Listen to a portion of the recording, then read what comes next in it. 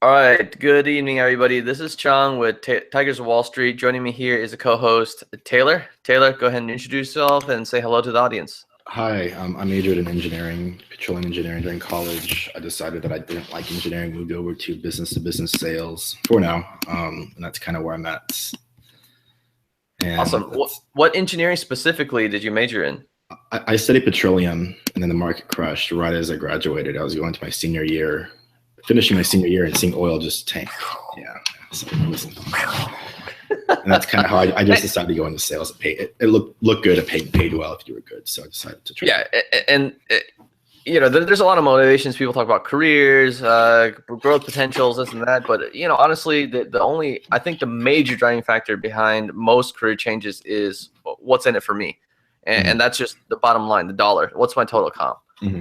Hey, I could shovel whatever for X amount of years and eat it for a little bit in the interim, just so that I could get to that next step, to that next level. And if that doesn't come quick enough, then people would often find motivation to switch jobs. Now, for myself, I also study engineering. Specifically, I studied industrial engineering in some no-name school in the South called Georgia Tech. And then after that, I went to grad school. I graduated undergrad in 2008, grad school in 2010, but by then the market was still kind of bad after the 2008 housing crisis. And so I decided to go join the Navy, have 4 years, sail around the world, travel, experience leadership firsthand, and see what happens. And after that, I came to your industry, same one, oil and gas, and not really loving it, and decided to do something else. Also got into sales. So why sales, Taylor? And what can we do about answering this question that this guy posed on Wall Street Oasis, saying that what's the most valuable and versatile undergrad degree nowadays? And looking into the future, what should he do as a high schooler? I mean, there are a lot of good points. I kind of joked about people working in coffee shops if they major in history, which isn't always true, but it's kind of funny. But I really think a good network with a background in a technical area is the way to go. I had a lot of engineering friends. I have one engineering friend who got a job for $85,000 a year, contract work for 40 hours a week. So if he works overtime, he gets paid time and a half at $40, $60 an hour, time and a half. And he just has an engineering degree, and he couldn't get that job without that. And it's very easy work, very simple in Houston.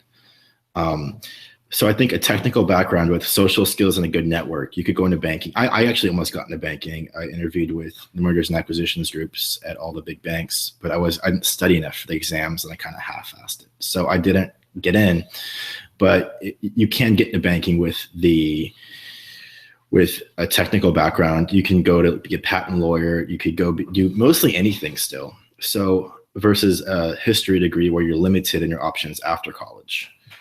Yeah, and you're definitely right about that. The world has always been very technical, but coming through the industrial revolutions, but now with the world being globalized and a lot of the current or old jobs being pushed out of the market due to automation, for instance, paralegals or anything where people are doing very repetitive tasks that computer software or something else, or let's say outsourcing, can do a lot easier, then the likelihood of that job going away is very, very high.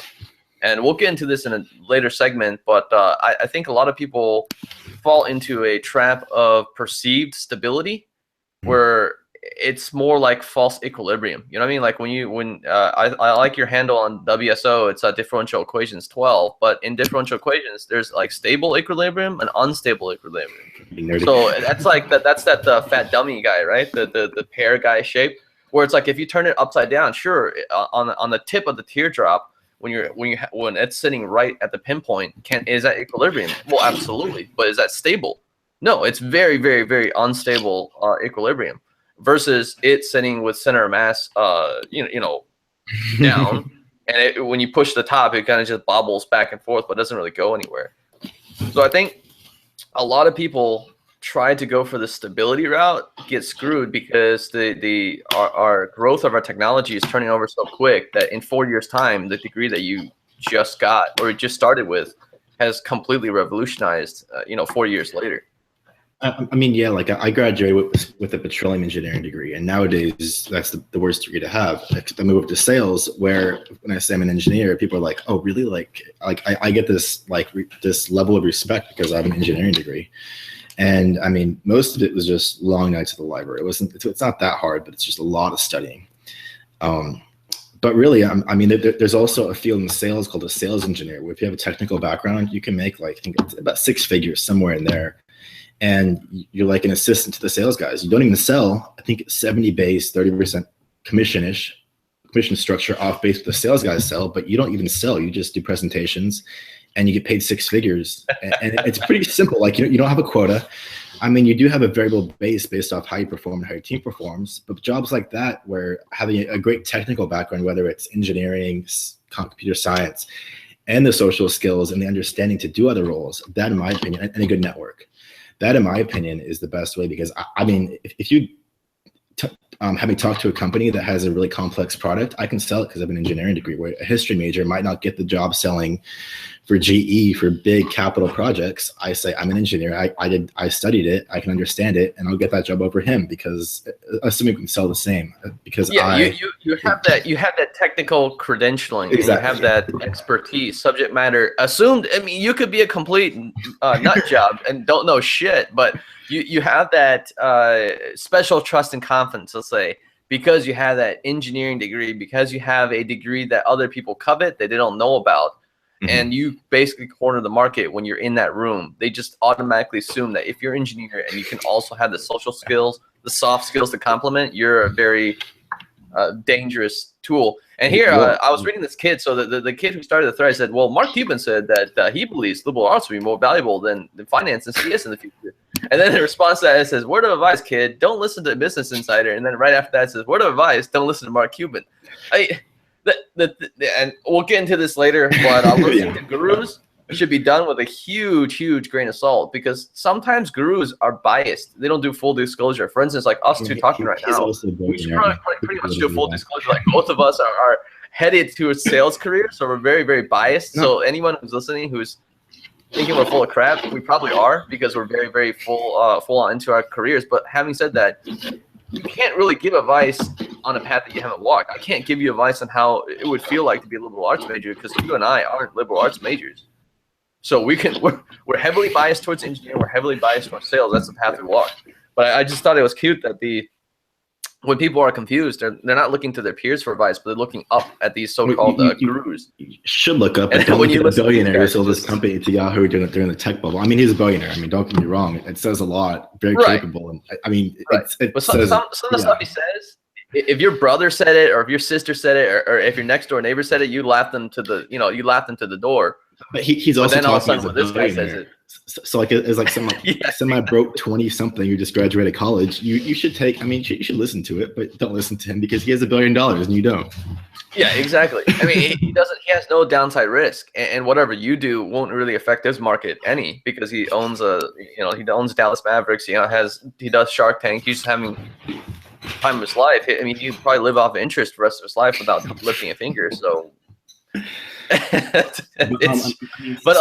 think that sales isn't really go ahead. Like the used car mentality. I mean, my first job, I sold raw materials, and we would call it Fortune 500 companies, and there were no tactics. It was, can we beat the competitors? Our price better? Basically facilitating deals. I mean, if you have a big company, say Oracle, with no sales team, the product's not going to move anywhere. You have to have somebody call Exxon, call all the big companies to sell the product, to get it moving. I mean, if I have like a storefront and I just put boxes, no one's going to come in and buy it, even if it's the best product in the world.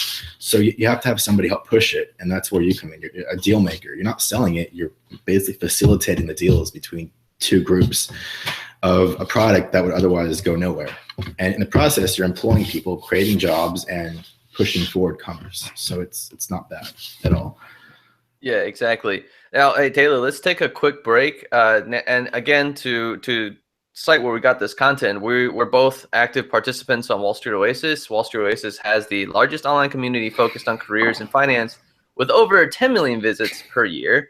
And they offer a bunch of stuff in addition to their active forums, such as paid courses that train you to be headed right into the very lucrative careers in finance, such as investment banking, private equity, and hedge funds. Additional paid stuff would include their resume review, mock interviews, and expert-hosted webinars, which are very useful for anybody who's wanting that peer, the guy who's not 20 years ahead of you, but a guy who's maybe 2 or 3 years or maybe 5 years ahead of you, but a little further on in the game, they'll reach back and offer these webinar services. So tune in, listen, and learn something.